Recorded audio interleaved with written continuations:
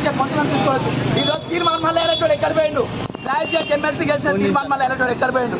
వెంటనే Q news subscribers మొత్తం అల్లొక తెలుసు కావాలి. ఈరోజు సూర్యాపేట చంద్రాపతి మోతీలాల్ 8 రోజులకే దీక్ష చేస్తా ఉంటే తీర్మానం మళ్ళీ గ్రాడ్యుయేట్ అక్కడికి గెలిచినోడు ఎక్కడ పోయిన గాడిది. కాబట్టి ఈరోజు రేవంత్ రెడ్డి కొత్త నినాదం ఎత్తుకుంటున్నాం, నిరుద్యోగుల కొత్త నినాదం. వెంటనే రేవంత్ రెడ్డి రాజీనామా చేయాలి. ముఖ్యమంత్రిగా ఉండడానికి ఒక్క నిమిషం కూడా అర్హత లేదు, ముఖ్యమంత్రిగా ఉండడానికి ఒక్క నిమిషం కూడా మాట్లాడడానికి వీల్లేదు.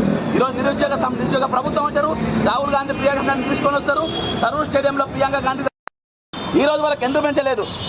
టెట్ నార్మలైజేషన్ చేయకుండా ఎవరైనా పరీక్ష పెడతారా? గురుకుల ఎగ్జామ్ అయిపోయింది, ఇప్పటి వరకు ఇవ్వలేదు.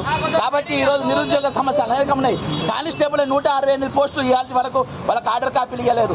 కాబట్టి ఈ పనికి మాలిన ముఖ్యమంత్రి, అవగాహన లేని ముఖ్యమంత్రి, ఓటు ముఖ్యమంత్రి భారత రాష్ట్రంలో ఎక్కడ కూడా లేనట్టు. వేగవంతమైన వార్తలు పొందడానికి సబ్స్క్రైబ్ అండ్ ఫాలో చేయండి.